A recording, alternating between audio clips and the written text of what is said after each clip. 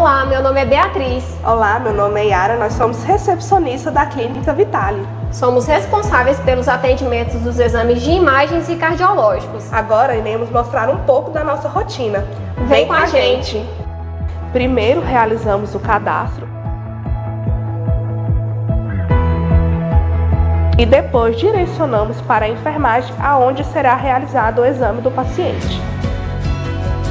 Aqui na Clínica Vitale realizamos os seguintes exames: teste ergométrico, mapa e holter de 24 horas, eletrocardiograma, ecocardiograma, espirometria, calometria indireta, ergoespirometria, Doppler de carótidas e ultrassonografia. Venha realizar o seu exame na Clínica Vitale.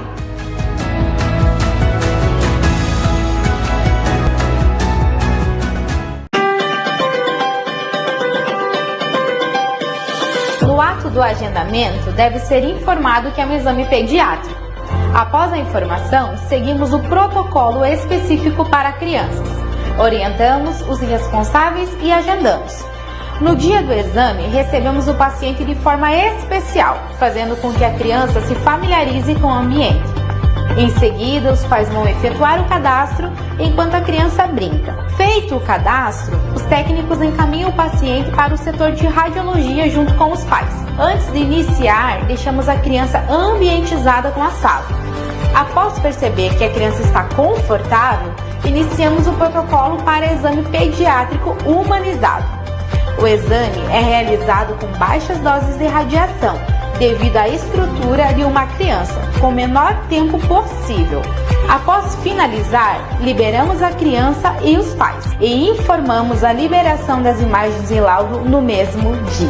A humanização do nosso atendimento dá-se devido à gentileza que entregamos aos nossos queridos pacientes.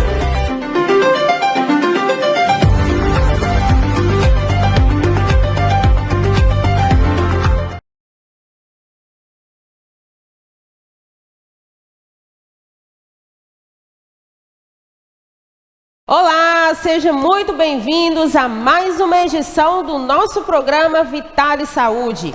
E hoje contamos com a participação das nossas doutoras profissionais, especialistas aqui da Clínica Vitale, doutora Cíntia Daiane, nossa endocrinologista, ela que já participou conosco uma vez. Muito obrigada pelo convite, doutora, ter aceito o convite, em estar vindo participar conosco mais uma vez, conversar um pouquinho sobre esse assunto da endocrinologia. A gente vai abordar vários temas: diabetes, emagrecimento, que eu acho que é o carro-chefe. E também a doutora Estefânia Muniz, ela que é a nossa nutricionista, está lá em São Miguel, tá? Muito obrigada, doutora. A senhora tirou aí o seu tempinho, para estar participando conosco. E eu irei iniciar aqui com a doutora Cíntia, para se apresentar, falar um pouquinho sobre ela. Muito boa noite, doutora. Seja bem-vinda mais uma vez. Obrigada, Morgana. Boa noite. Boa noite, doutora. Boa noite aos participantes. Meu nome é Cíntia, eu sou especialista em endocrinologia e nutrologia. Eu atuo na área já há 6 anos, atendo aqui na Clínica Vitale. E é um prazer estar participando novamente do programa Vitale Saúde. É isso aí. Muito obrigada, doutora. Agora, doutora Estefânia, a senhora que está aí em São Miguel, desde já agradeço pela disponibilidade, pela participação. Gostaria que a senhora falasse um pouquinho sobre a senhora que atende aqui na Clínica Vitale, uma vez no mês, está sempre aí disponível aqui para os pacientes, levando melhor a qualidade de vida para os pacientes. Muito boa noite, seja muito bem-vinda o nosso programa Vitale Saúde, doutora. Boa noite, pessoal, tudo bem? Doutora Cíntia. Boa noite. Morgana. Boa noite, doutora. Vamos lá. Gostaria que a senhora falasse um pouquinho sobre a senhora. Me chamo Estefânia. Eu atendo na Clínica Vitale, hoje em Porongatuba, uma vez no mês. Sou nutricionista. Tenho pós-graduação em nutrição aplicada em estética. Estamos aí no processo de emagrecimento, né, com os pacientes, ganho de massa muscular. É isso aí. Diabetes. Quero aqui agradecer a participação de todos vocês que estão nos acompanhando aí do outro lado, né? Quero mandar um abraço aqui para Edna Souza, Rodolfo Oliveira, Amanda Santos, Aline Santos, Alan Joelma, que está nos acompanhando, Yara, a Ângela, todos vocês que estão aí nos acompanhando, e aproveite. Se você tem alguma dúvida sobre essas áreas, esse é o momento, hein? Mande sua pergunta, mande, porque hoje as doutoras estarão aqui disponíveis para esclarecer todas essas dúvidas. E nós vamos começar aqui, né, conversando com a doutora Cíntia, para ela falar um pouquinho, né, sobre essa área da endocrinologia. É uma área, assim, bem ampla. Fala um pouquinho para a gente, né, qual, assim, os principais pontos que vocês atuam, né, ajudam aí, tanto em questão de diabetes, questão de emagrecimento, né? É uma área muito vasta, né, doutora? É muito ampla, Morgana. O nosso corpo, ele é regulado pelos hormônios e temos várias glândulas que produzem hormônios. Então, o cérebro, a tireoide, tem o pâncreas, tem suprarrenal, músculo é um órgão também, uma glândula. Então, são vários hormônios que nosso corpo produz, que controla crescimento, desenvolvimento, fertilidade, o metabolismo ósseo, o metabolismo lipídico, o metabolismo glicêmico, né? Pode desencadear o diabetes quando tem um desarranjo hormonal, pode alterar todo o metabolismo do indivíduo se a tireoide não estiver funcionando de forma adequada. Então, assim, são muitos hormônios, o eixo ovariano, né? O ciclo menstrual, fertilidade, testosterona. Então, assim, é muito amplo. É fantástico. Às vezes questão, né, do ovário policístico, né, tem todo esse cuidado. O indicado é procurar, né, além do ginecologista, o endocrinologista, para ajudar também. Algumas pessoas às vezes se questionam, né, mas por que o endocrinologista vai... Então, gente, olha, fique ligadinho, porque ela vai explicar logo mais, hein? Vamos aqui então para a doutora Estefânia, né? A doutora Estefânia também falar um pouquinho sobre essa área de abrangência dela, né? Que é uma área também, além, né, só das prescrições ali alimentares, mas também tem toda essa orientação, não é isso, doutora Estefânia? Sim, a gente trabalha com orientações. A pessoa chega ao consultório com vários tipos de queixa, igual sobre o ovário policístico que você acabou de falar. Ele também tem que ser tratado através da alimentação. O hormônio e a alimentação. A diabetes tem que ser tratada também, a insulina, né, com o endocrinologista, e a nutricionista na parte da alimentação, dos probióticos, ganho de peso. É uma área bem vasta muscular, também, né, doutora? A bem ampla. endocrinologia, ela permeia todos os órgãos, Morgana. Desde todos, da fertilidade, da vida intrauterina até a velhice. Então, tem como acompanhar em todas as fases da vida do indivíduo. Que bacana, né? É bem complexo. Nós tivemos algumas perguntas, né, para vocês que acompanham aí o Instagram da Clínica Vitale. Você que ainda não acompanha, já convido a ir lá, seguir, curtir, compartilhar, interagir conosco, tá? A gente soltou, nós tivemos uma caixinha de perguntas lá e teve uma pergunta para a doutora Estefânia que dizia o seguinte: eu quase não como e estou ganhando muito peso. Isso é normal, doutora Estefânia? Conta pra gente. Sim, é uma das maiores queixas hoje no consultório, né? O paciente chega e fala assim: doutora, eu quase não como. Mas aí você vai fazer uma anamnese do paciente, provavelmente o que ele está comendo está inadequado, né? Consumindo quantidade excessiva de carboidrato, de doces. Temos que também ver a parte hormonal para ver como é que está o cortisol dele, porque se o cortisol estiver alterado, provavelmente ele aumenta o nível de insulina e a insulina aumenta o nível de gordura do tecido de gordura do seu corpo. E o cortisol é o quê? O estresse crônico, né? Então, assim, tá tudo associado. Temos que ver a parte da alimentação e a parte hormonal com a endocrinologista para saber como que anda. Oi.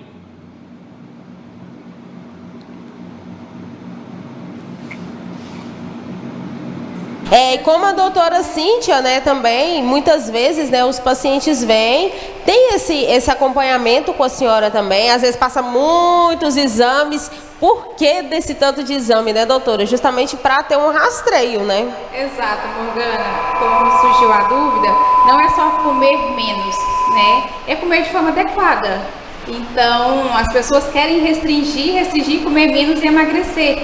Isso não é saudável, não é isso. O processo de emagrecimento não é isso. A gente tem que oferecer o que o nosso corpo precisa, todos os nutrientes que ele precisa para ele estar funcionando de forma adequada. Então, não é só fazendo restrição, pulando refeição importante, comendo fruta no horário de jantar, não é só retirar. Tem que ver todo um equilíbrio do organismo, né? Se está tendo aporte adequado de nutrientes, se está tendo um equilíbrio hormonal, como está o funcionamento desse organismo. A gente não pode pegar uma pessoa com obesidade e fazer com que ele emagreça de imediato. Tem que ver como que está a saúde dele. Às vezes ele tem alguma deficiência nutricional, uma deficiência de vitamina, tem que repor primeiro aquela vitamina, ou que ele, né, o tiver alterado, consertar e depois vir o processo do emagrecimento. A gente não pode fazer um estresse. O emagrecimento é um processo de estresse. Então, assim, a gente não pode submeter uma pessoa doente a esse processo. Primeiro você tem que melhorar a saúde e depois o emagrecimento. Que bacana. Tem uma outra pergunta aqui que foi direcionada à doutora Cíntia, que diz o seguinte: tenho gordura no fígado, o que devo fazer? Estou usando o Forfig. A Celi Marques que quer saber, doutora. Gordura no fígado é uma doença que está altamente prevalente, né? Está crescendo muito, porque ela vem, é um processo metabólico, é uma doença metabólica que ela está atrelada à obesidade, ao diabetes, a síndrome metabólica. Então, quanto mais cresce a obesidade e diabetes, mais vai ter a esteatose hepática. Então, é uma doença altamente prevalente. Forfig não trata esteatose hepática, tá? Não trata. Isso é muito comum, né? Estão tomando Forfig, sinarina e está tratando, acha que está tratando. A esteatose hepática é uma doença metabólica, é uma doença, tá?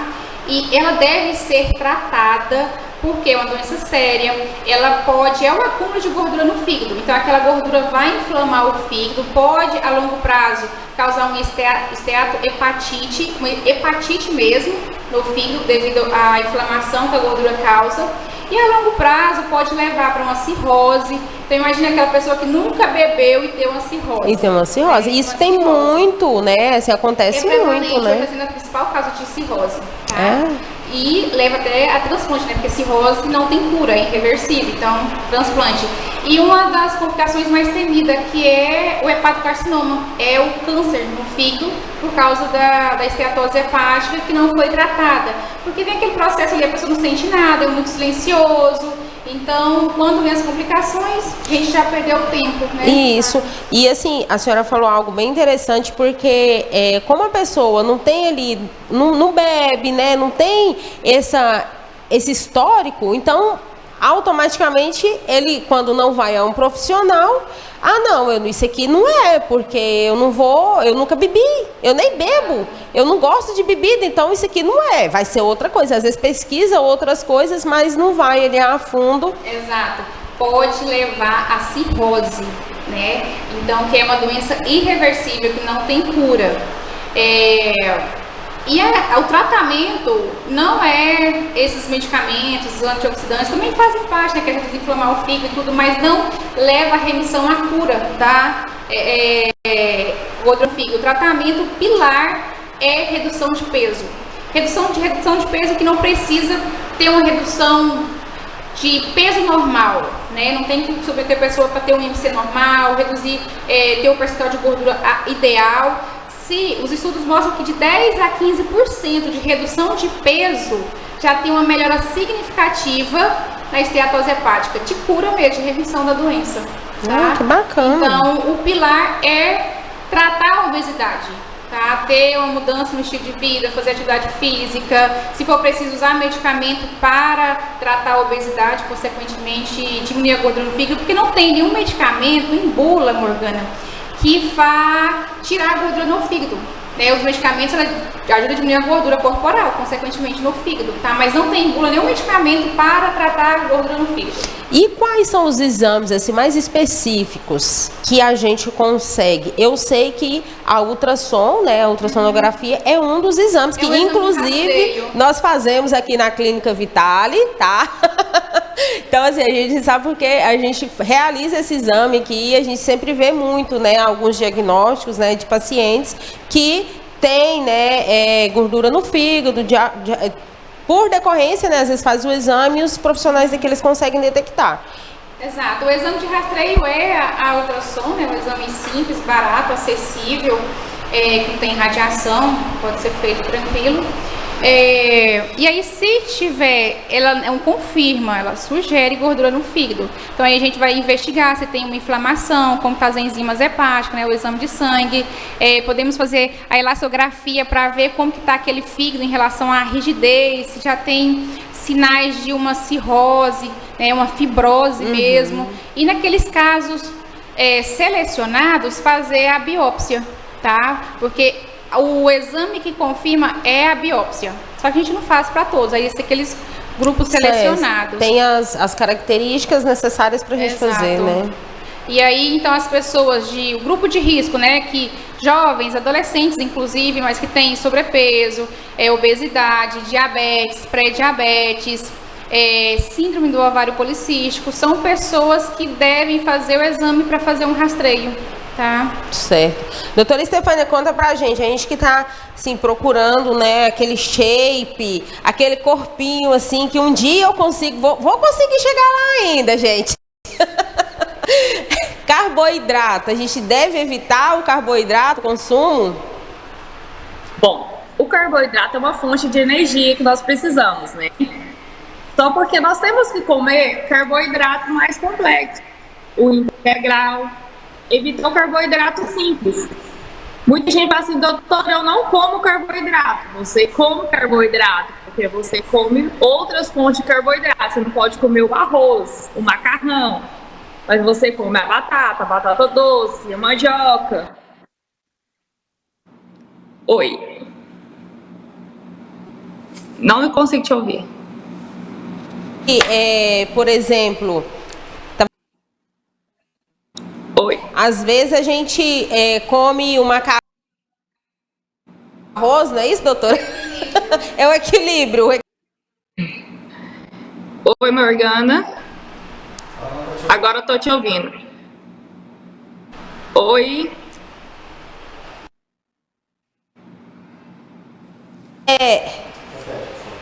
Não doutora, consegui te ouvir. A senhora está me ouvindo?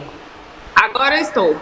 É isso aí. Falei assim, nós temos que saber dosar também, né? Ter aquele equilíbrio. Se comer o macarrão, não vamos comer o arroz, não né? Não arroz. Tentar manter ali o equilíbrio para dar certo. É porque assim, o pessoal chega e fala assim, ai, doutora, eu amo a lasanha com arroz. Já tem o macarrão, né? Já tem um molho branco, um molho vermelho. Porque vamos evitar então o arroz. Ou senão outro chega, doutor, eu amo farinha de mandioca com arroz. É isso aí. O carboidrato não é o grande vilão, né? Não? Não. Meu Deus. Olha, então vamos descobrir. Quem? Assim, doutora, seria um conjunto, né? A gente precisa do carboidrato, né? Depende da dieta. Tem pessoas que fazem dieta cetogênica, com ingesta baixíssima de carboidrato e fica bem. Mas a maioria não consegue isso. E a gente precisa de energia para nossas células. A fonte principal de energia é do carboidrato. É a principal. Depois vem gordura, proteína, mas a principal fonte é carboidrato. E nos carboidratos tem as fibras, tem as vitaminas, né, nas verduras, nos legumes, enfim. Então a gente precisa da ingesta deles, é saudável. O que não é saudável é abusar, né? E principalmente abusar dos carboidratos simples, os ruins, as farinhas brancas, os açúcares, os doces. Isso não, mas o carboidrato saudável pode comer de forma tranquila. Lógico, de forma com equilíbrio, né? Mas não precisa ter pavor. Tem pessoas que falam em carboidrato já... acha que entra em desespero, que acha que é coisa ruim, e não é. Certo. Doutora Estefânia, quais são aí, né, deixa aqui também para a doutora Cíntia, quais são os sinais de alerta de um desequilíbrio hormonal que as pessoas devem estar cientes? Vocês têm algumas dicas para vocês deixarem? Às vezes, algumas pessoas sente, né, alguns sintomas. Quais são esses alertas que vocês conseguem nos precisar? A obesidade, a obesidade é uma delas. Assim, como eu disse, é muito amplo. Então, nossa hipófise, por exemplo, produz vários hormônios. Então, se ele está produzindo muita prolactina, pode causar infertilidade, pode causar galactorreia, a mulher pode, a excreção manual, eliminar mesmo leite nas mamas, pode entrar em amenorreia, que não menstruar, tá? Então, altera o eixo hormonal ovulatório, né, a prolactina. Pode alterar o eixo FSH-LH, por exemplo, então, sim, manifestar também na alteração do ciclo menstrual, tá? Pode ter alteração na tireoide, diminuição da produção ou produção em excesso e causar dificuldade em perder peso ou emagrecimento. Quando a produção é acelerada, a pessoa começa a emagrecer, e emagrecer assim, 10, 15 quilos em 1 mês, 2 meses, você vai ter tremores, palpitações, insônia, pode ficar com o olho, nos casos assim mais tardio, o olho mais volumoso, né, exoftalmia. Tudo isso são sintomas, né? Sintomas do hipertiroidismo. O hipo é aquela pele mais ressecada, queda de cabelo, aquele cansaço, sonolência, falta de energia, retenção de líquido. Não leva a uma obesidade, mas pela retenção hídrica pode causar ali 4, 5 quilos de ganho, tá? A memória fica ruim. Alteração também no eixo do cortisol, né? O hipercortisolismo pode causar síndrome de Cush, que é a obesidade. Eu até tive um caso ano passado, uma doença de Cush, que era a hipófise produzindo muito cortisol, e ela teve uma obesidade, só que era uma obesidade diferente, né? Ela tinha as estrias, era uma gordura visceral bem volumosa, e ela não conseguia emagrecer. E aí a gente investigou, e aí o tratamento era cirúrgico, fez a cirurgia, resolveu o problema dela. Tem a menopausa precoce, tem o síndrome do ovário policístico. O síndrome do ovário policístico também muito frequente nas mulheres, tá? As mulheres que têm dificuldade de engravidar, que tem a menstruação irregular, às vezes nem altera o ciclo menstrual, mas que tem pelos, tá? Aqueles pelinhos mais grossos, mais escurecidos na região do queixo, na mama, no umbigo, muita acne também é um dos sintomas. Eu acho que esse é um dos mais, assim, mais existentes, né? Que as pessoas mais têm. Altamente prevalente. Assim, o ovário policístico, ele é uma doença metabólica, tá? Não é só uma doença hormonal, não é só uma doença nos ovários, que acha que só ter cisto nos ovários, e não é, às vezes nem tem cisto no ovário, né? Ela precisa de ter dois sintomas de 3, que é o quê? Pode ter cisto nos ovários, né? Ter a aparência de micropolicística, amenorreia, que é a alteração do ciclo menstrual, principalmente com ausência de menstruações, e também com sintomas de hiperandrogenismo, que é pelos na face, né, regiões mais atípicas, acne, ou no exame laboratorial ter a testosterona mais alta, dificuldade em engravidar, tá? E ela é uma doença metabólica, ela vem atrelada com diabetes, com resistência à insulina, aquela pessoa que tem dificuldade em perder peso, tem a acantose, que é aquelas manchas na região axilar, cervical. Então, inclusive hoje, se o paciente tem um diagnóstico de ovário policístico, ela tem que fazer curva glicêmica, tem que fazer glicada, glicemia em jejum, tem que excluir ou até mesmo ver se tem diabetes associado com a doença. E o tratamento do ovário policístico também é emagrecimento. Faz parte, é o pilar também do tratamento da doença, tá? Então, assim, são muitos sintomas que a gente que manifesta, que as doenças endocrinológicas manifestam, né? A osteoporose é uma doença endocrinológica também. O distúrbio de crescimento, né, baixa estatura. Tudo isso. Exatamente. Nossa. Muito amplo. Bem amplo mesmo. E agora falando em questão de cansaço, né, que a senhora citou, nós tivemos uma pergunta. Doutora, estou tendo muito cansaço. A minha testosterona pode estar desregulada? Conta pra gente, isso pode ser um reflexo? Sim. principalmente nos homens, né? É também frequente. Por que é frequente? Porque o nosso corpo, o homem, a produção de testosterona de forma efetiva é naquele corpo saudável, né? Então, assim, é aquele corpo que não tem excesso de gordura, principalmente gordura visceral, gordura que está nas vísceras, no fígado, por exemplo. Então, aquela pessoa que tem excesso de peso, tem síndrome metabólica, tem obesidade, tem diabetes, ele tem uma resistência insulínica, ele tem uma inibição do eixo a nível hipotalâmico e diminui a produção de testosterona, tá? Então, é frequente no pacientes jovens, inclusive, ter uma redução de testosterona, ter fadiga, indisposição, dificuldade em ganhar massa magra, né, facilidade em ganhar peso, e vem com esses sintomas. E o tratamento também é atividade física, melhorar a massa magra, diminuir a gordura visceral, para esse eixo voltar a produzir a testosterona de forma normal. E não é só repor a testosterona, né? É fazer o organismo voltar a produzir. Então, assim, é frequente em pacientes homens que têm doenças metabólicas associadas, tá? Ter uma diminuição da produção, um hipogonadismo mesmo, diminuição da produção de testosterona. Certo.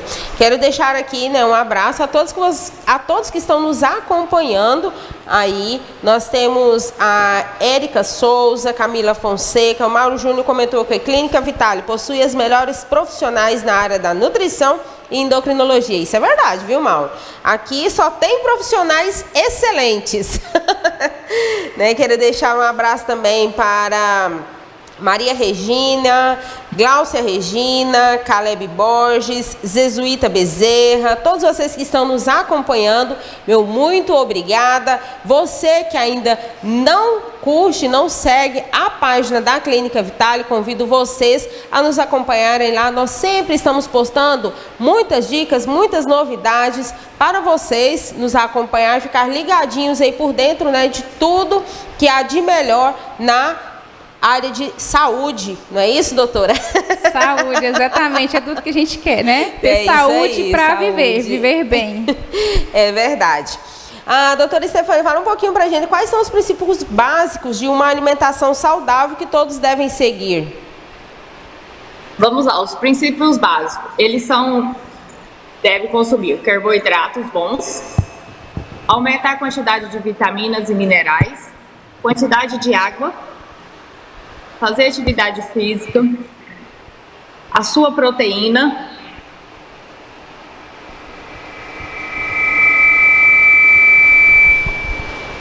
isso é um conjunto para você ter uma vida saudável e melhorar seus hábitos alimentares. Bacana, né? São assim, muitos critérios, né, que a gente tem que realmente levar à risca e fazer tudo para que nós consigamos aí ter uma alimentação, uma qualidade de vida melhor, né? Uma qualidade de vida melhor. É verdade. Doutora Cíntia, tivemos também uma pergunta. Sou diabético, quais os cuidados eu devo ter com os meus pés? O paciente diabético, ele tem os pés mais comprometidos, porque a própria doença altera a sensibilidade da pele, né, causa uma neuropatia. Então, o paciente ele não percebe, ele tem uma sensibilidade reduzida, tá? É uma pele mais ressecada, que facilita o risco aí de infecções. Então, o paciente diabético ele tem que ter um cuidado gigante mesmo com os pés. Como a sensibilidade é reduzida, ele não sente de forma adequada, ele tem que olhar. Né? Então, assim, todos os dias após o banho, secar os pés entre os dedos, pés secos, tá?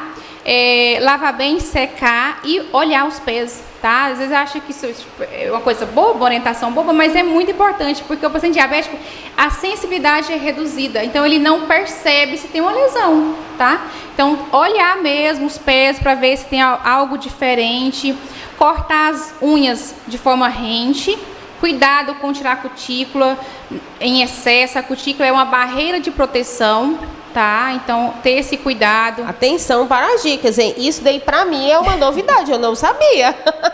Cortar as unhas rentes, manter os pés secos, limpos, observar. Evitar lixar também a unha, que pode machucar, tá? Evitar de ficar tirando cutícula também em excesso, porque pode machucar, tirar, né, o bife e virar uma ferida. E a cutícula é uma barreira de proteção, então ter esse cuidado. Olhar, ver se tem fungos entre os dedos, por isso que é importante lavar e secar bem os pés, para evitar lesões fúngicas, tá? Aqueles pés que tem um ressecamento, calosidade, evitar lixar, né? Ter esse cuidado também. Usar hidratantes mais específico para os pés diabéticos, pode ser também com ureia também, que ajuda, mas é aquele hidratante que o pé fica sequinho, porque ele pode calçar o chinelo e ficar escorregadio e ter queda. Então é um hidratante também que deixa o pé hidratado, mais seco, tá? São vários cuidados, né, que quem tem diabetes e assim... Com temperatura, né, água muito aquecida ou gelo, pode queimar porque a sensibilidade é reduzida. Então a sensibilidade, então, da pele da pessoa diabética é diminuída. E a nossa dor é proteção. Você sente dor, você retira. Sim. O paciente não, ele não sente. A dor é reduzida. Naqueles casos mais avançados, ele não sente dor, tá? Então... ele não percebe se tem algo estranho, então tem que estar olhando, observando, tá? Ver sinais de escurecimento dos pés, ver se tem lesão fúngica, como eu disse. As unhas, às vezes unha mais escurecida, tem alguma relação? Sim, pode ser uma cianose, né? Uma perfusão ali, uma circulação prejudicada. E é um sinal, a pele mais fria, mais roxinha, né, mais cianótica, é um sinal que a perfusão não está adequada, então um sinalzinho de alerta, tá? Calçados macios, tá? Confortáveis, não apertados, porque pode machucar. Meias mais claras também, porque se tiver alguma feridinha, já vendo ali na meia ali, né, a secreçãozinha, então já é um sinal de alerta também. Certo, são vários cuidados, né, que nós temos que ter com a nossa saúde. E que é extremamente importante, Morgana. Parece bobo, mas é muito frequente isso no consultório. O pé ressecado, unhas mal cuidadas, né, lesão fúngica, aquele pé sem cuidado, tá? Então, assim, e tudo isso que eu estou falando realmente é extremamente importante. Se não for cuidado, pode vir uma lesão, uma ferida, e não cicatrizar, pode levar a uma amputação. Hoje, o diabetes é a principal causa de amputação não traumática. É muito prevalente, tá? Então, assim, tem que estar de olho, observando isso aí, cuidando, para não chegar a esse caso extremo. Esse caso, né? Exato. Tem muitas pessoas, por exemplo, é frequente, já chega naquele estado extremo. Obstrução arterial nas pernas. Então, aquele paciente anda, sente dor na panturrilha, melhora, né? A claudicação intermitente, ele anda, sente dor, melhora. Sinal de que faz um esforço, precisa de sangue, não vai sangue porque, né, a perfusão está ruim, é um infarto na perna, então sente dor, tá? Então isso é um sinal, também a pele fica fria, mas cianótico também. É aquela questão, né? O corpo, ele manda sinais, né? E nós é que temos que ficar atentos a esses sinais. Exato. Semana passada mesmo, eu recebi um paciente com esse sintoma, a gente fez o Doppler arterial e cirurgia. Cirúrgico. Então, é prevalente, então a gente não pode subestimar esses cuidados. Bacana. Eu nem tinha prestado atenção no horário. Nós já vamos para um rápido intervalo, tá? E aguardo vocês dentro em breve, acho que 2 minutinhos, só para a gente tomar uma água aqui. E logo mais estaremos de volta com mais participação da doutora Cíntia e também da doutora Estefânia, ela que está lá em São Miguel. Mas antes de irmos para o intervalo, quero mandar aqui um abraço a todos vocês que estão nos acompanhando. A Célia, Daiane Carvalho, vamos lá, Jaqueline, Bruno Bugarte, Rosângela Costa, Ângela Rocha, Jaqueline Oliveira, Neto Reis, todos vocês que estão nos acompanhando, um forte abraço e convido para vocês permanecerem aqui conosco, porque tem muita coisa boa ainda. A doutora Cíntia está aqui para responder, tem muitas perguntas aqui ainda para ela, para a doutora Estefânia também, então não saia daí, nós retornamos já, tá bem?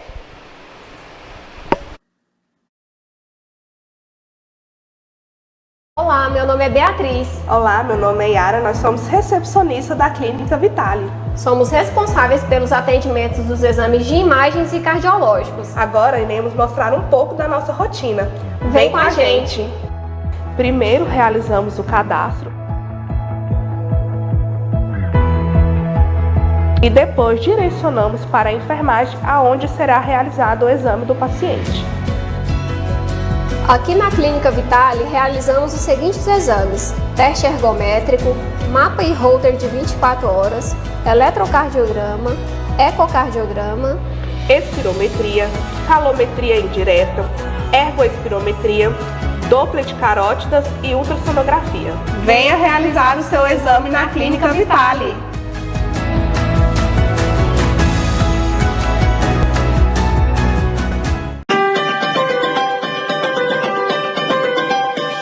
No ato do agendamento, deve ser informado que é um exame pediátrico.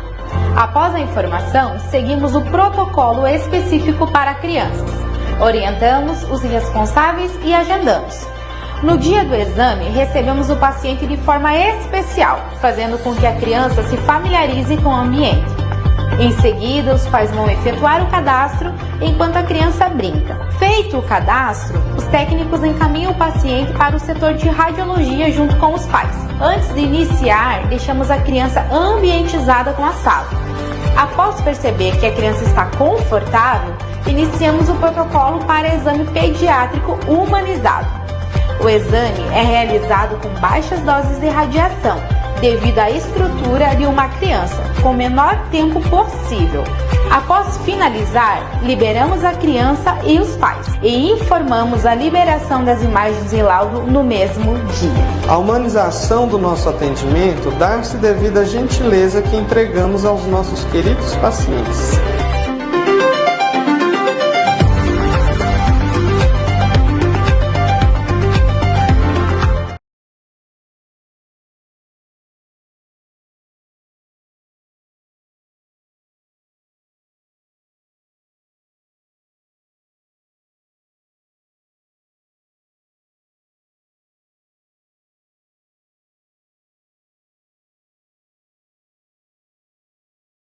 Aqui no Instagram da Clínica Vitale, quero mandar um abraço aí, Fernando Calazans, a William Noleto, doutora Carolina Isabela, um forte abraço para vocês, doutora Carolina Silveira, doutor Tiago, que também estão nos acompanhando.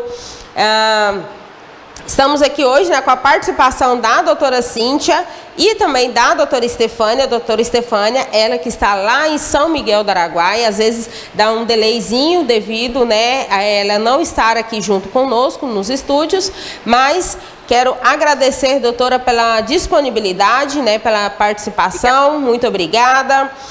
Voltando aqui, né, nós tivemos a pergunta, doutora, estou tomando por ano, doutora Cíntia, né, posso dar de dose de 150 miligramas, meu hipertiroidismo não está controlado. Quem quer saber é a Terezinha de Oliveira. O que pode ser, doutora? O hipotiroidismo, ele é quando a tireoide, né, tá lenta, tá produzindo menos hormônio tiroidiano, menos C3 e T4. Então o tratamento é com a levotiroxina mesmo. Porém, às vezes, não é só tomar o medicamento. É um medicamento que ele é muito egoísta, ele gosta de ser tomado sozinho, você não pode ingerir comida próximo, tem que aguardar pelo menos 30, 40 minutos para fazer o café da manhã, não pode ingerir ele com leite, é só com água e longe de outros medicamentos também. Ele tem que ter, o estômago está ácido para favorecer a absorção dele, tá? Então, aqueles pacientes que usam protetores gástricos, omeprazol e tudo, ele atrapalha a absorção, às vezes tem que usar uma dose maior, tá? E adesão.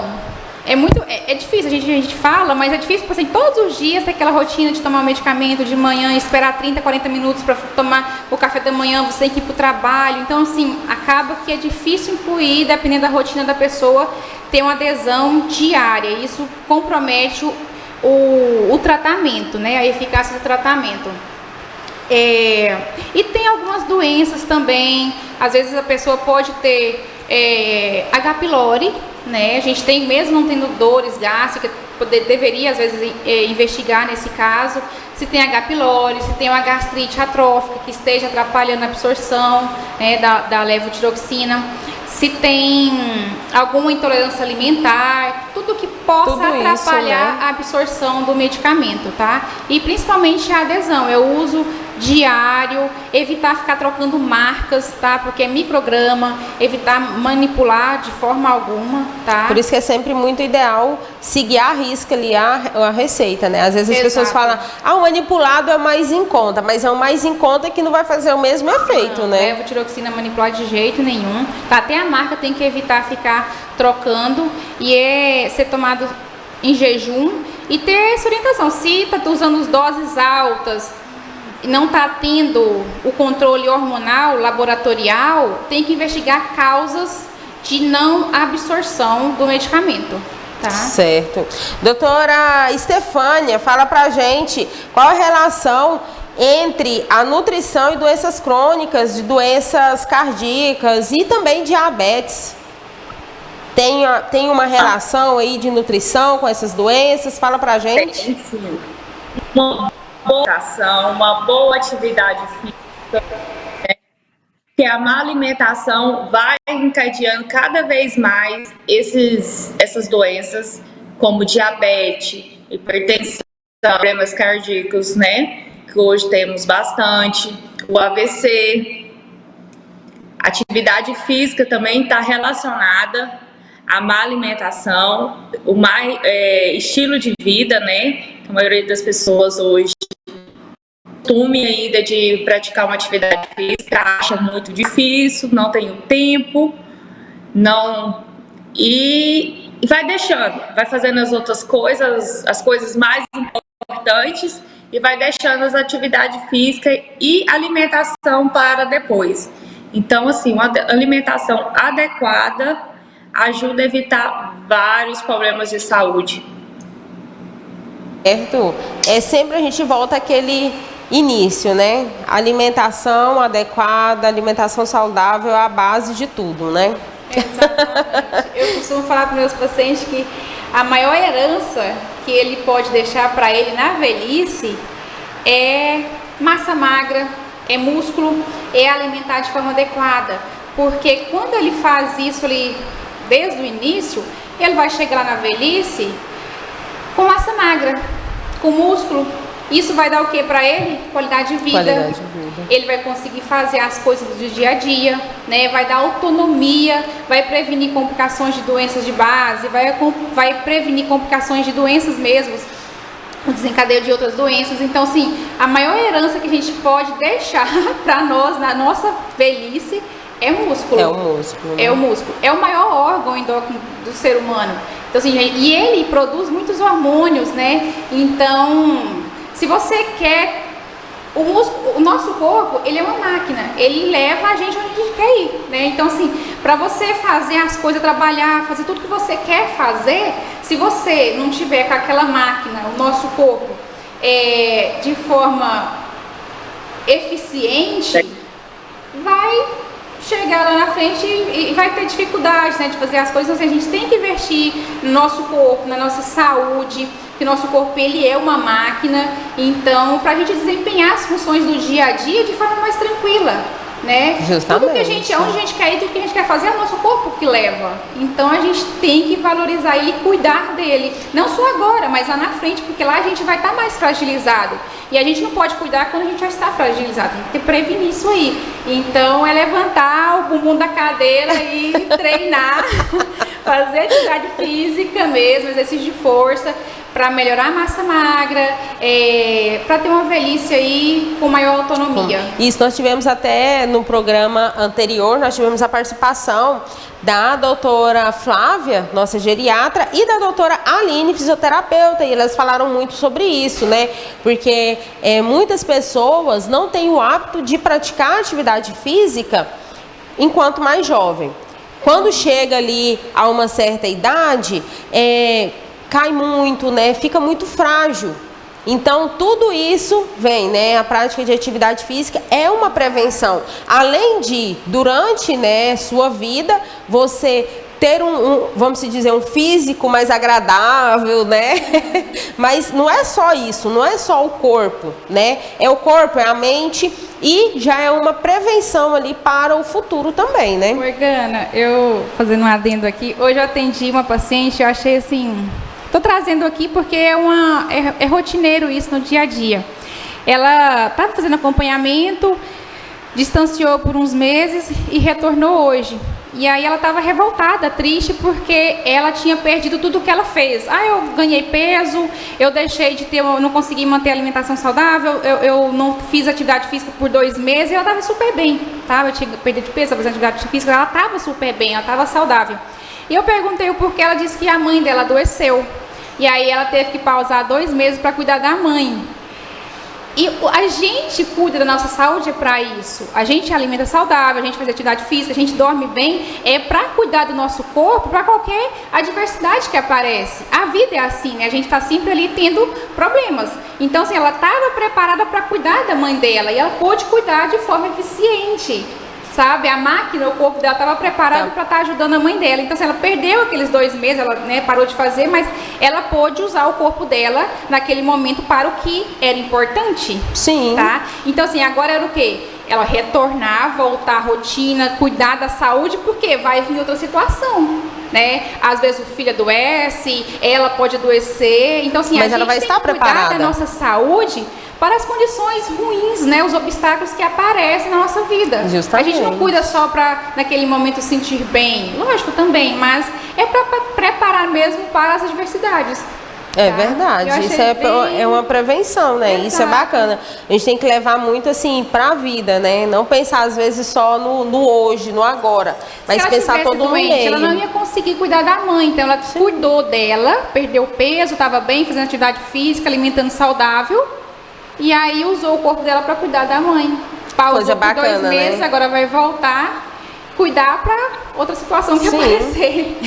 E sempre tentar manter também ali para ela na velhice, né? Quando precisar. Doutora, nós tivemos aqui uma pergunta e acho que é muito interessante a senhora nos falar sobre, porque é uma novidade, né?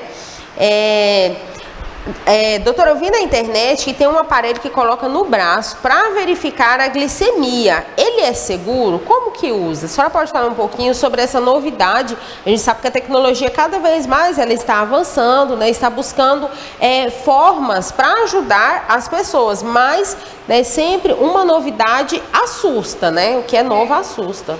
Esse é um aparelho, é o Freestyle Libre, ele nem é assim uma novidade, já está no mercado aí há um bom tempo e hoje a tecnologia assim no diabetes está fabuloso, está cada vez facilitando mais, dando mais qualidade de vida para o paciente diabético, né? Menos sofrimento, mais facilidade aí no tratamento.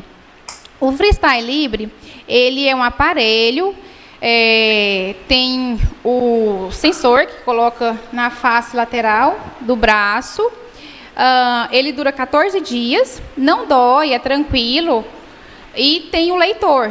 Aí você vai escanear, vai passar o leitor e vai verificar a glicemia. A glicemia não é a glicemia no sangue, é a glicemia intersticial, né? Mas ela é bem próxima ali da glicemia no sangue.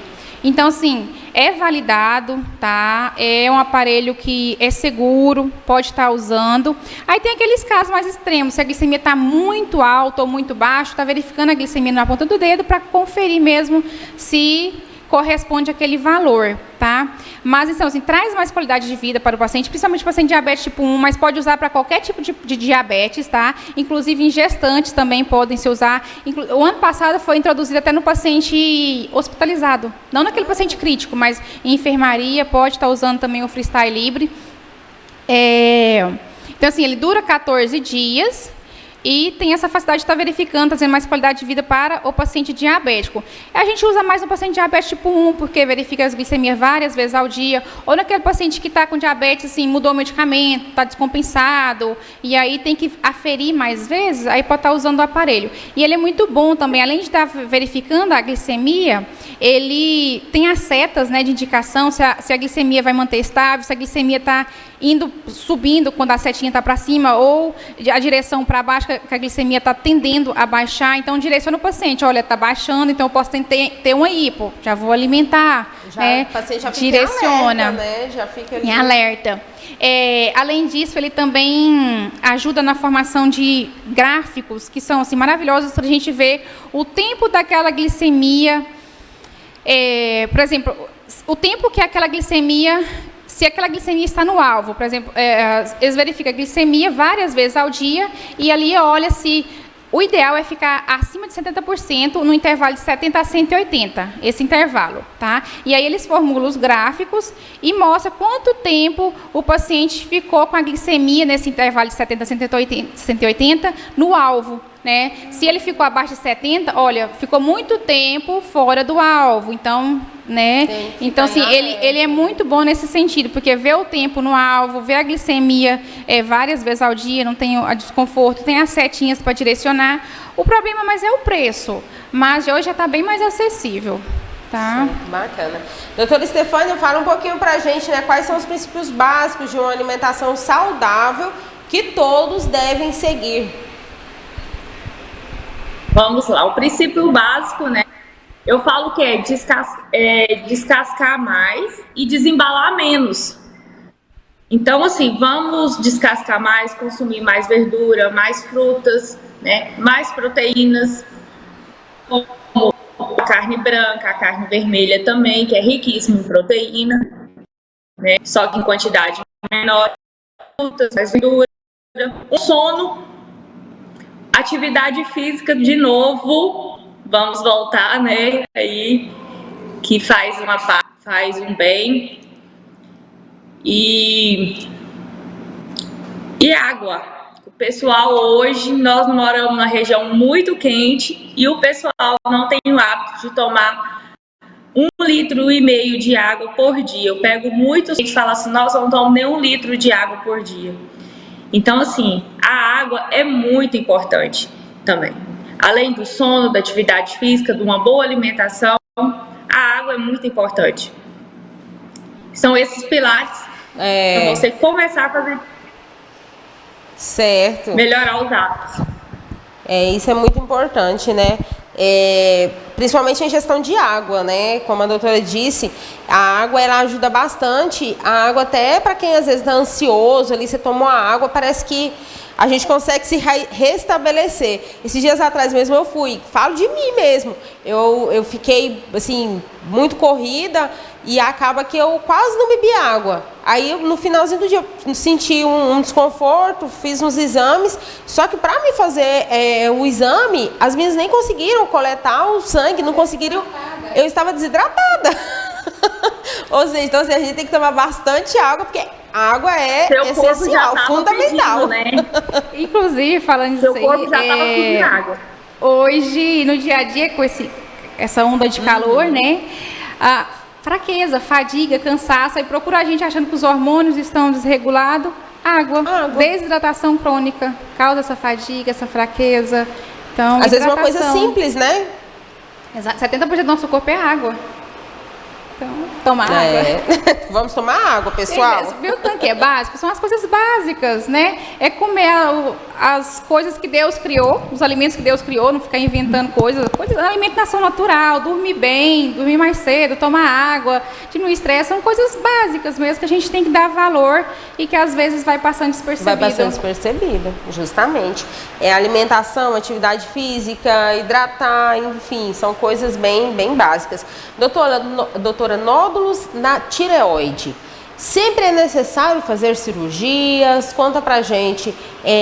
Assim, a gente tem algumas pessoas que têm, né, alguns nódulos um pouco maiores. Fala um pouquinho pra gente se nesses casos é necessário. Nódulo na tireoide, Morgana, é uma coisa também que deixa os pacientes bem assustados, com medo, né? Já chega achando que tem um câncer. 95% dos nódulos são benignos, 95%. Então, nódulo na tireoide, nódulo em qualquer região do corpo. Nódulo é o quê? Uma bolinha, né? É sólida, no caso aí o nódulo sólido, que a gente tem que avaliar se é benigno ou maligno. tá? Em qualquer região do corpo, e eu se tratando aqui da tireoide, então a gente vai avaliar se tem características benignas ou malignas. Pela ultrassom, na ultrassom a gente vai avaliar as características daquele nódulo, tamanho, a composição, se tem margens regulares, se tem calcificações, né? Aonde ele está localizado, o formato dele. Então, sim, são dados que nos ajudam a direcionar se vai ser preciso fazer uma punção, a PAF daquele nódulo, ou não, ou se vai só acompanhar mesmo com ultrassom, tá? Então, se é um paciente que a gente vê que é um paciente de risco, se é um nódulo suspeito, um TIRADS aí 3, 4, a gente já faz a punção, dependendo do tamanho do nódulo, faz a punção, que é o procedimento, introduz uma agulha lá no nódulozinho, nem precisa de anestesia, é tranquilo, retira material, célula daquele nódulo e manda para o patologista. E aí ele vai avaliar aquelas células e vai colocar uma classificação, Bethesda, e vai detalhar como que está aquele arranjo de células, e de acordo com a classificação de Bethesda, a gente também vai, né, tranquilizar o paciente, que é um nódulo suspeito ou não, se precisa fazer cirurgia, retirar o nódulo ou não. Então, assim, mas a grande maioria são benignos, e se for também maligno, o tratamento é a cirurgia, é a retirada deles, aí tem que investigar. Antes, né, doutora? É bom. O câncer de tireoide é um câncer, assim, muito indolente, ele não é altamente agressivo, ele costuma, se der metástase, normalmente é cervical, é pelos linfonodos, metástase à distância, por exemplo, o pulmão, é raro acontecer, tá? Ele não é tão agressivo assim, igual em outras regiões, mas é um câncer, né? Pode ser um câncer. Sim. Então, assim, tem que ser retirado, às vezes tem que fazer radioterapia, tem todo um tratamento. Todo um tratamento, mas a gente indica a cirurgia naqueles nódulos altamente suspeitos, porque a tireoide a gente não pode sair tirando, né? É uma glândula importantíssima. Atrás da tireoide tem as paratireoides, que também, às vezes, se não for um bom cirurgião, pode removê-las.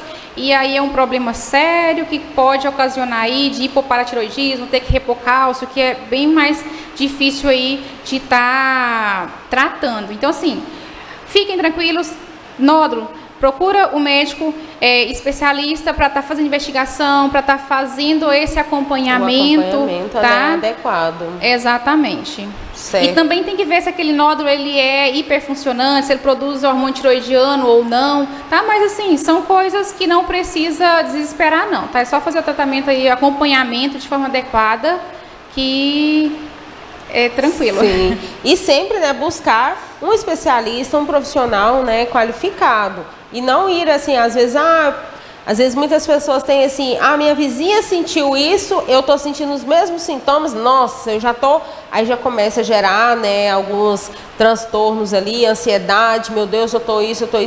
Procura um especialista, faça os exames, né, faça o tratamento que o especialista, ele solicita, porque sempre, estando em boas mãos, tudo... Como se diz, no final tudo dá certo.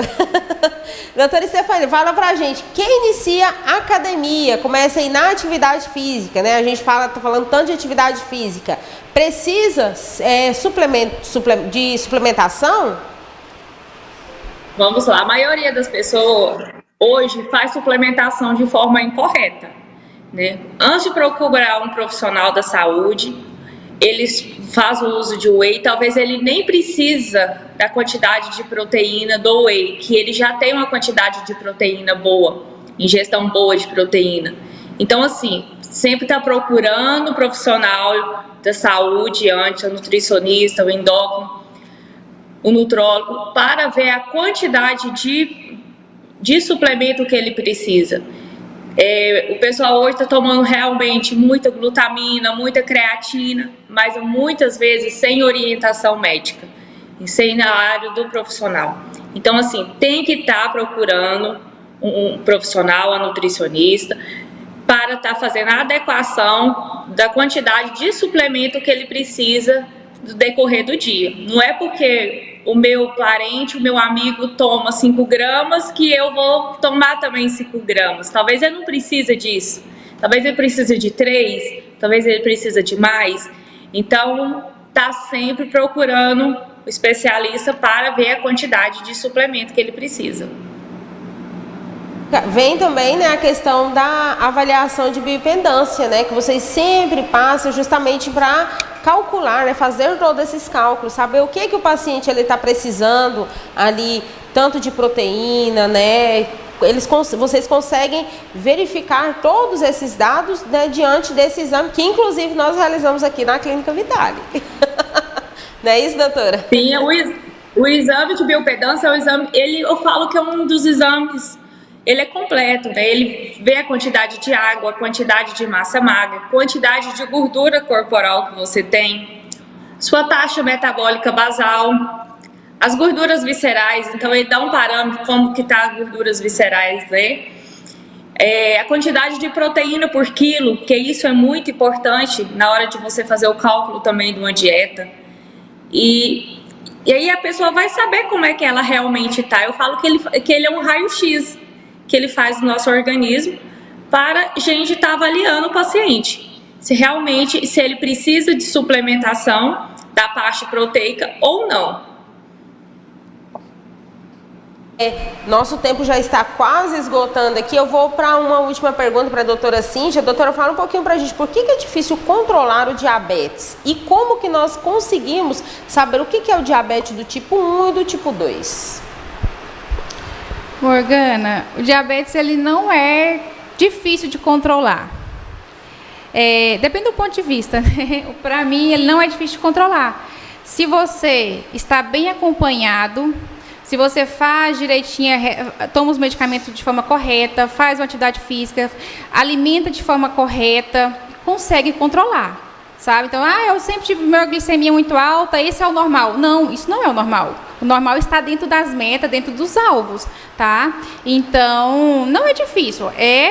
Você precisa dedicar, como qualquer outra doença, tá? E não é difícil porque todos nós deveríamos comer como paciente diabético. Então, a gente tem que ter uma alimentação saudável, a gente tem que fazer atividade física, diante da doença tem que tomar os medicamentos, tem medicamentos bons, tem os medicamentos já mais inferiores, tem que ver o medicamento aí melhor para aquele perfil de paciente. Se é um paciente de alto risco cardiovascular, a gente tem que lançar a mão de medicamentos que previnem. Se for um paciente que já tem uma lesão renal, a gente já tem que lançar a mão de medicamentos, já tem uma proteção renal, tá? Então, assim, depende do perfil do paciente diabético, mas a gama assim, de tratamento de medicamentos é muito amplo, muito bom o tratamento e consegue sim chegar nas metas, tá? Consegue, se fizer direitinho, obedecer, consegue atingir e melhora muito a qualidade de vida do paciente, sabe? Não é só chegar ali a glicemia está controlada, mas é a qualidade de vida que ele ganha com o tratamento de forma adequada, né? Quanto ao tipo do diabetes, é muito comum o paciente, diabetes tipo 1, tipo 2, o que eu tenho? Qual é o meu tipo de diabetes? Eu tenho diabetes que engorda, que emagrece, não existe o diabetes que engorda, tá? Não existe esse diabetes. O tipo 1 é aquele diabetes que manifesta mais na infância, na adolescência, no paciente mais jovem. Ele é uma doença autoimune, né? Então, ele já vem ali causando uma lesão mais aguda no pâncreas, uma falência do pâncreas. Então, o pâncreas ele é um órgão importante que ele produz a insulina, então vai ter essa falência na produção da insulina e o tratamento vai ser repor o hormônio, né? Vai ter que repor a insulina e de acordo com o fisiológico, né? Com a ingesta alimentar, a gente tem que fazer a insulina de longa duração, a insulina de curta duração para as refeições. Esse é o diabetes tipo 1. E ele costuma emagrecer. Um dos sintomas dele é o emagrecimento, tá? Então, assim, quem está ouvindo a gente, pessoas que têm aquele emagrecimento rápido, 10, 15 quilos, de forma rápida mesmo, urinando muito, né? Acordando à noite aí para urinar, muita sede, boca seca, tá? Aquela fraqueza, pode ser um diabetes. Tudo isso são sintomas, né? São sintomas, principalmente essa poliúria, urinar muito, a desidratação e a perda de peso. A pessoa come, mas ela não ganha peso, pelo contrário, ela perde peso, tá? Então, sim, esse é o diabetes tipo 1, ele sim emagrece, manifesta com o emagrecimento, tá? Então, foi legal, assim, porque a gente sempre ouvia muito que tem o diabetes, que nem a senhora falou, né? Tem o diabetes que emagrece e o que engorda. Então, esse que engorda não existe, gente. Olha. Não existe. Na verdade, aquele paciente que tem obesidade, excesso de peso, que pode ter o diabetes tipo 2. Tá? Mas não é que o diabetes engorda, não. É a pessoa que tem obesidade que pode ter o diabetes, tá? Bacana. Inclusive o diabetes tipo 2, naquele paciente ali de longa data, muitos anos de diabetes, o pâncreas dele já está ali em falência, já começa a emagrecer. Ou aquele paciente que já está com a glicemia muito alta, descompensada, ele também pode começar a emagrecer, mesmo o diabetes tipo 2, tá? Então, assim, o diabetes tipo 2, ele é o mais prevalente, ele é uma doença que está atrelada ao estilo de vida não saudável, tem fator genético associado, normalmente os pais, irmãos são diabéticos, tá? É um diabetes que às vezes pode lançar a mão da insulina quando está muito alto, ou já tem sinais de insulinopenia, pode usar a insulina, mas normalmente a gente trata mesmo com medicamentos orais e alimentação, atividade física, e tem um controle assim adequado, previne as complicações, tá, que são graves, mas é possível tratar e o paciente ficar saudável mesmo tendo diabetes. Certo, bacana. Doutora Estefânia, fala um pouquinho pra gente, quem está em busca aí, né, do emagrecimento, é preciso realmente cortar a bebida alcoólica e os carboidratos? Fala um pouquinho pra gente. Vamos lá, sobre essa bebida alcoólica. Sim, não é cortar, mas assim, diminuir o máximo possível, né? Eu sempre falo para os pacientes, se você conseguir ficar sem, seu corpo agradece, os seus órgãos agradecem. Se não, diminuir. Por quê? A quantidade excessiva de bebida alcoólica, ela vai ocasionando vários problemas no seu corpo. Como falta de memória, atrapalha no seu metabolismo, e entre outros. Então, assim, se a pessoa conseguir realmente ficar sem ela, o emagrecimento tem mais eficaz. O ganho de massa magra também é mais eficaz. Por quê? Quem quer ter uma barriga sarada, então a bebida alcoólica tem que cortar ela. Eu falo que retirar ela da sua vida. Tem que se sacrificar. São sacrifícios bons, né? Porque assim, o paciente chega em mim e fala assim, eu quase não bebo. Aí eu pergunto pra ele, mas quanto você bebe? Quantas vezes por semana? Não, eu bebo de sábado a domingo, mas eu bebo 12, 24 garrafinhas de Heineken. Então, a quantidade de álcool muito grande. E os E petiscos? o álcool... Né? E os petiscos, justamente. Porque assim, todo mundo que bebe, consome, né? belisca ali, né? Então, isso atrapalha muito o processo de emagrecimento, atrapalha muito no processo também de ganho de massa magra. É isso aí. Infelizmente o nosso tempo já encerrou. Eu gostaria de agradecer novamente a doutora Cíntia por ter disponibilizado, né, o seu tempo. Ela, gente, que ela tinha que ir para academia agora 8 horas. Olha só, ela é focada. Ela falou, olha, Morgana, eu vou participar. Morgana, compromisso comigo, com a minha saúde. É isso aí. Eu vou, mas agorinha, saindo do programa, eu já tenho que ir para academia. Então, doutora Cíntia, muito obrigada pela participação. Deixo aqui o espaço aberto para as considerações finais da senhora. Eu que agradeço, Morgana, o convite, a participação da Estefânia. Agradeço a participação de vocês. É um momento assim, de muito aprendizado, né? De troca de experiência, de conhecimento, levar conhecimento para as pessoas é muito importante, porque tendo conhecimento fica mais fácil, né? Para ter uma vida mais saudável, mais saúde, prevenir doenças. Então, assim, o objetivo do programa Vitale Saúde é esse, é levar informação para as pessoas, divulgar, e é vocês estarem mais próximos da gente, né? A gente está aqui disponível para acolher vocês. Então, assim, a clínica, nós profissionais estamos aqui de portas abertas. Venham conhecer a gente, conhecer a clínica, precisando de mim, estou à disposição, tá bom? E será um prazer recebê-los vocês. É isso aí.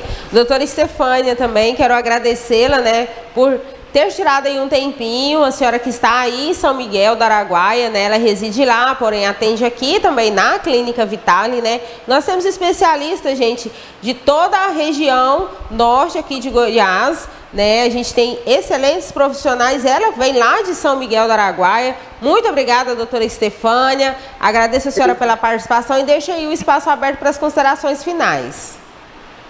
Obrigada, Morgana, pelo convite. Doutora Cíntia, né? Todos os ouvintes que estão participando, que participou das perguntas, foram perguntas muito importantes. Eu tenho certeza que ajudou muitas pessoas, tirou bastante dúvida. E eu atendo na Clínica Vitale uma vez por mês, né? O agendamento é feito diretamente na clínica, porque muitas pessoas me mandam no WhatsApp e falam assim: doutor, eu quero marcar a consulta lá na Vitale. Eu falei: gente, vocês têm que entrar em contato diretamente com a clínica, que as meninas vão fazer o agendamento para vocês. E precisando, estamos à disposição de vocês. E muito obrigada, Clínica Vitale. Eu sou apaixonada por essa família, que eu falo que é uma família, vocês.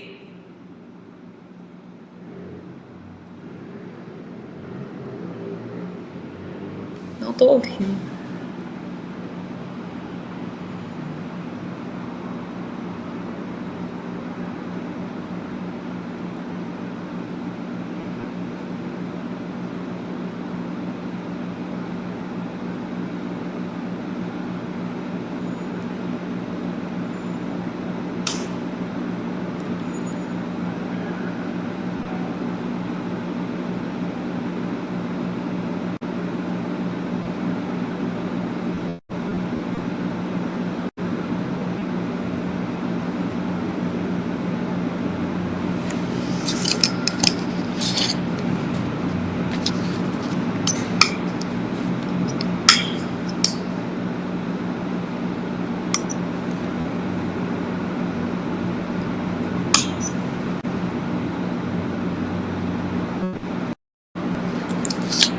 Não estou ouvindo.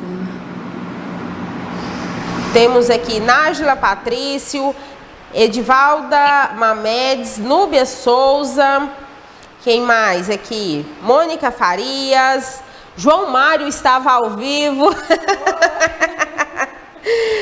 Enfim, todos vocês que estão nos acompanhando, convido para você que ainda não segue o Instagram da Clínica Vitale, vai lá, curte, segue, compartilhe, comente, tire todas as suas dúvidas. E fique ligadinhos porque no próximo dia 11 de outubro teremos mais uma edição do programa Vitale Saúde. E logo em breve, convido também para ficar ligados porque teremos novidade no Instagram da Clínica Vitale, com mais dicas de saúde para vocês. Agradecemos a participação de todos, desejo uma excelente noite, um excelente descanso e até mais.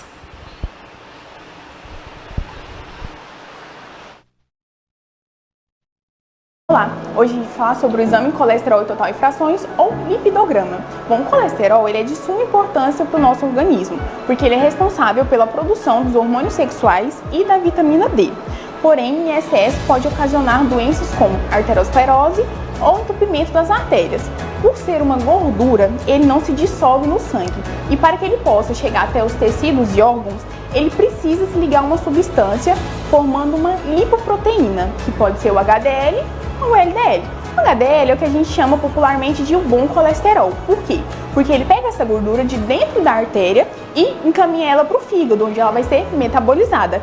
Já o LDL ele é responsável por pegar esse colesterol e levá-lo por todo o nosso organismo, que acaba por favorecer o seu acúmulo nas artérias. Já o triglicerídeos, ele é a nossa reserva energética. Tudo que a gente se alimenta, todas as calorias são convertidas em energia e o que nós não utilizamos naquele momento é armazenado, formando o nosso tecido adiposo, aquela famosa gordurinha. Então, como que eu faço para saber como estão os meus níveis de colesterol? É feito a partir de uma pequena coleta do seu sangue, onde a gente centrifuga para a obtenção do soro, colocamos no aparelho e em 20 minutos nós temos o resultado.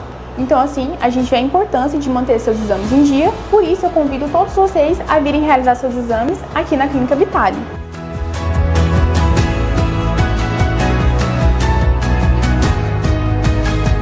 Você sabia que na Clínica Vitale nós realizamos o exame de bioimpedância?